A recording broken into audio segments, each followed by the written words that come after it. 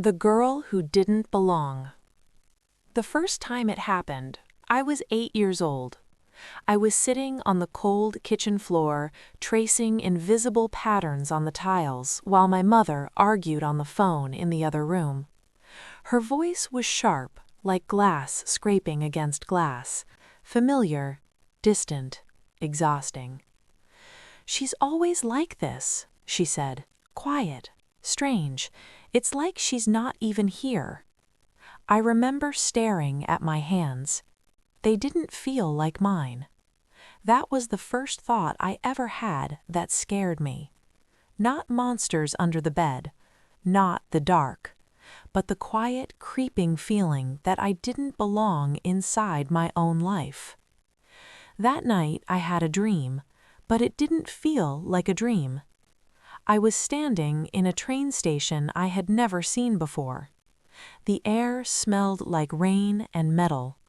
People moved around me in a blur, their faces unclear, like smudged paint. And above me there was a digital board flickering with arrivals and departures. One name kept flashing: Lena Verne.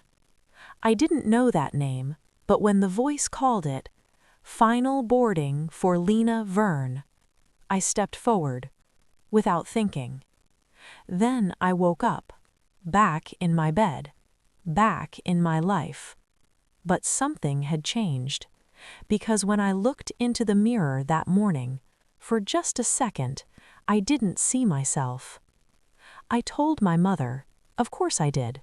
I was 8, still young enough to believe adults had answers for everything. She didn't even look up from her coffee. "It's just a dream," she said flatly. "Stop overthinking." But I wasn't overthinking, because I could still feel it. That place, that name, Lena Verne. Years passed, and the feeling didn't go away. It grew. By the time I was 16, I had stopped telling people.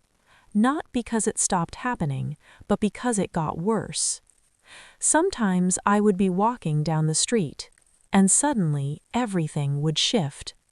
The buildings would look unfamiliar. The sky would feel heavier. And for a few terrifying seconds, I would know this wasn't my world. And then it would snap back, like nothing happened.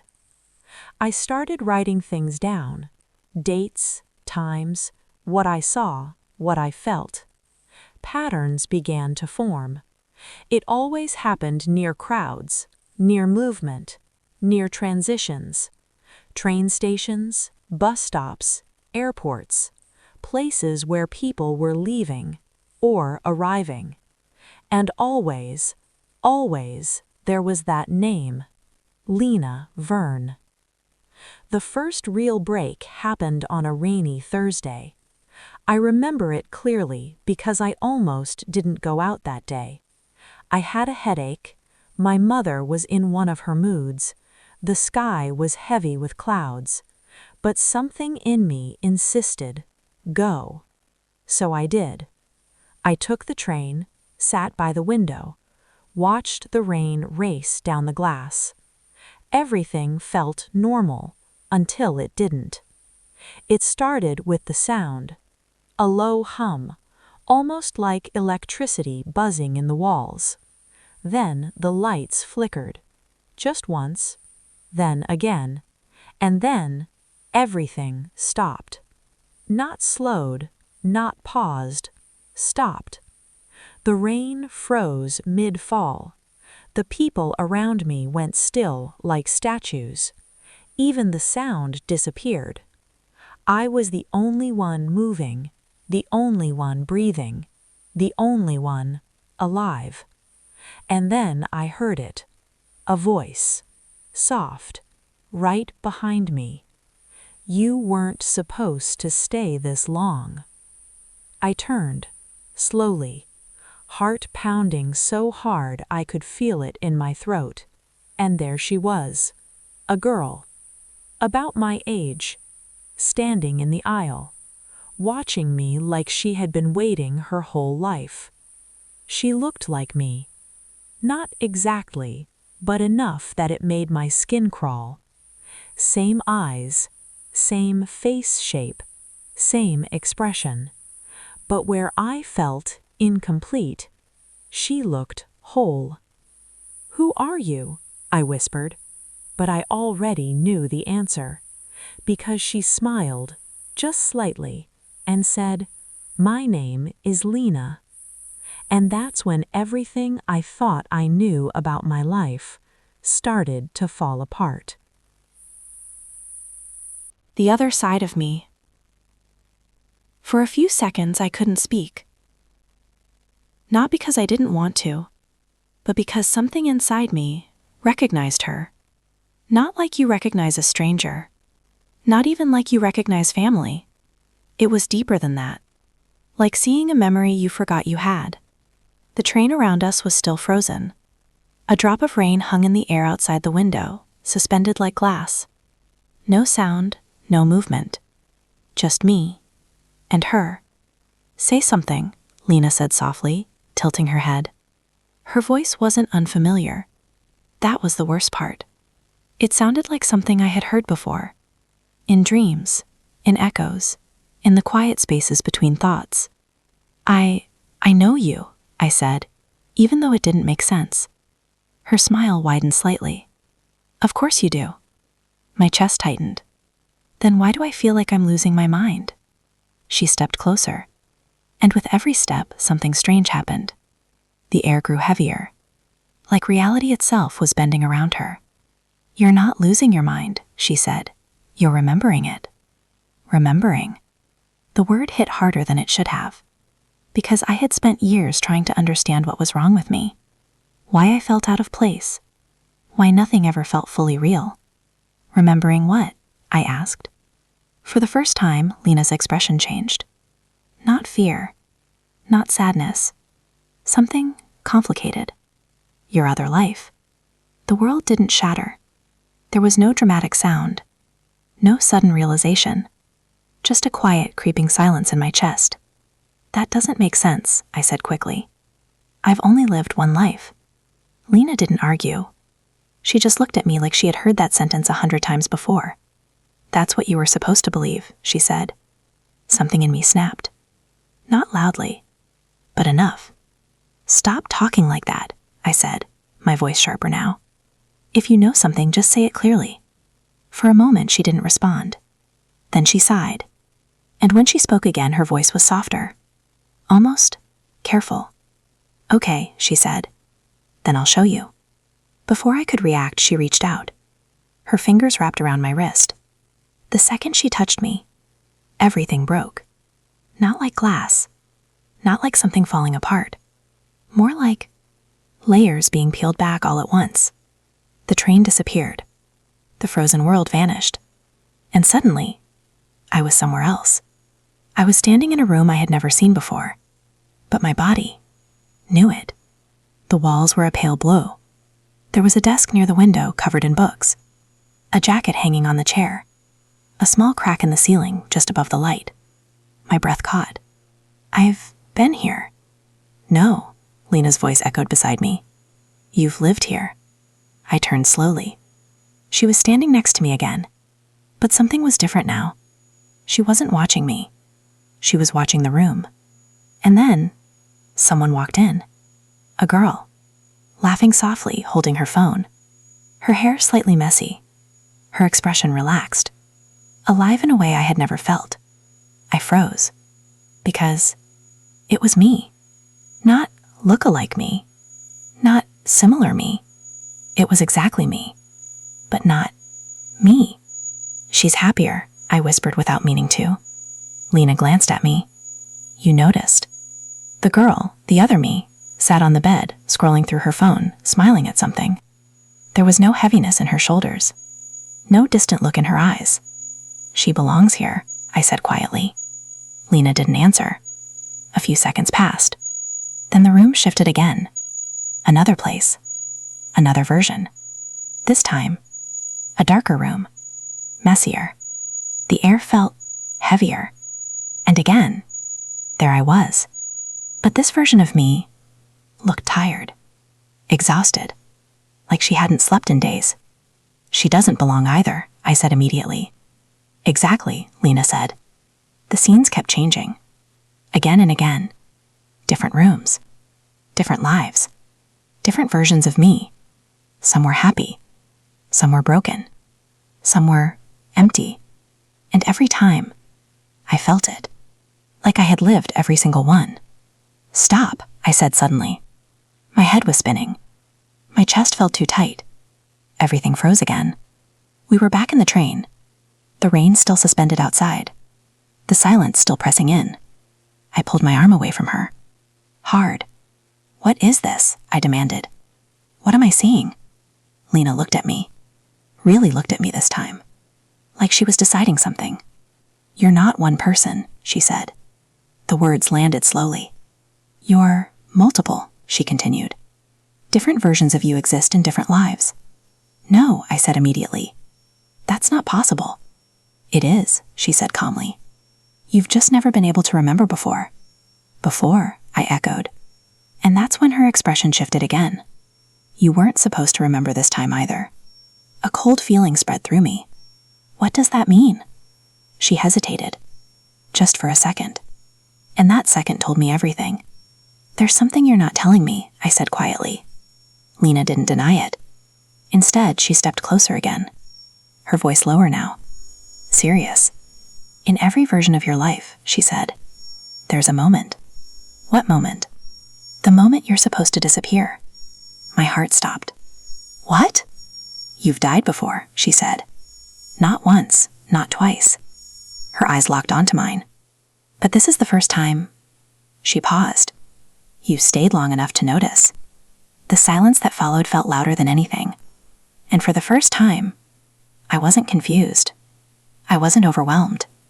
I was afraid. Why do I disappear? I asked, my voice barely above a whisper.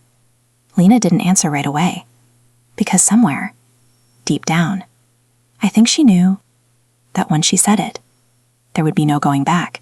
For a long moment, neither of us spoke. The train was still frozen in time, the world outside suspended in silence. But inside me, everything was moving too fast. My thoughts, my heartbeat, the fragments of those lives I had just seen, they kept overlapping, slipping into each other until I couldn't tell which one was mine anymore. I stared at Lena, searching her face for something steady, something real. Tell me the truth, I said, my voice low but firm. Why do I disappear? She didn't look away this time, and that was how I knew the answer would hurt. You disappear, she said slowly, because you were never meant to stay in one life for too long. The words didn't make sense at first. They just hung there, incomplete. What does that even mean? I asked. People live one life. That's how it works. For most people, Lena replied. A quiet tension filled the space between us. Then she continued, more carefully now, as if every word mattered. You're what they call an anchor. I frowned. An anchor? Yes, someone whose existence isn't tied to just one version of reality, but to many. You move between them, sometimes without knowing, sometimes only in fragments. Your consciousness doesn't fully settle. It shifts. I shook my head instinctively. No, that's not possible. It is, she said gently, and it's been happening to you your entire life. Something cold crept into my chest. All those moments, she went on, when you felt like you didn't belong, when places looked unfamiliar, when you felt like you were watching your own life instead of living it. I didn't respond. Because she was right. Every single time. But that still doesn't explain why I die, I said after a moment. Why I disappear. Lena exhaled quietly. Because if an anchor stays too long in one life, she said, it starts to break the balance. Balance of what? Everything. Her answer came without hesitation this time. The lives you saw, they're not random. They're all connected. Small differences, different choices, different paths, but they're meant to stay separate. When someone like you begins to become aware of them, begins to remember across them, it creates overlap. A faint ringing sound filled my ears, like something distant trying to break through. "And overlap is dangerous," she added. "How?" I asked. Lena's gaze darkened slightly. "Because if an anchor stays too long in one life," she said, "it starts to merge." The train flickered. Just for a second. But I saw it. The reflection in the window didn't match the frozen world anymore. It showed something else. Another version of me, standing in a different. A loud crack echoed around us. The frozen train finally shattered. And suddenly, we weren't inside it anymore. We were standing in that same train station from my childhood dream. Only this time, it wasn't empty. There were people everywhere. But they weren't moving normally. They flickered, glitched. Some walking in loops, some frozen mid-step, some fading in and out like they couldn't decide where they existed. My chest tightened. What is this place? It's where the lives connect, Lena said, the point between them. I turned slowly, taking it in. This isn't right. No, she agreed, it isn't. Then she looked at me, really looked at me. This is what happens when an anchor doesn't disappear on time. A cold realization settled in. This is my fault, I said quietly. Not yet, she replied. I looked back at her. What do you mean? She stepped closer. And this time when she spoke, there was urgency in her voice. You still have a choice. A distant announcement echoed through the station, faint, distorted, but familiar. Final boarding. My heart dropped. For who? I asked. Lena didn't answer, because I already knew. For me, I said. She nodded. If you stay, she said, you'll become like me. A fragment, stuck between lives, watching them break. And if I go? Her expression softened. Then you forget. The word landed heavier than anything else. You go back to one life, she continued. You live it fully. No memories, no overlaps, no more this. I looked around the broken station, at the flickering people, at the collapsing edges of something that was never meant to exist. And then I looked at her. What happens to you? For a moment she didn't answer. Then she smiled, softly. I've already stayed too long.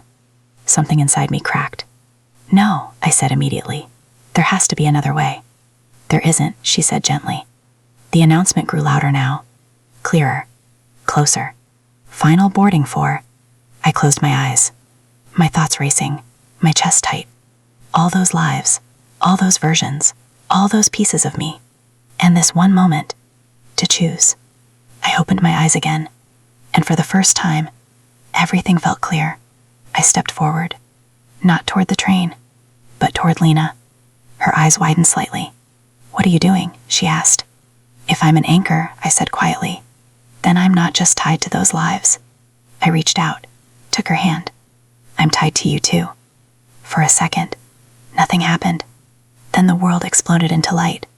Not breaking, not shattering, but resetting. Everything folded in on itself. The station, the people, the sound, the space between lives, all of it, collapsing into a single point. And then, silence. I woke up. The morning light filtered softly through the curtains. The air felt still, normal. For a moment I didn't move, didn't think, didn't question.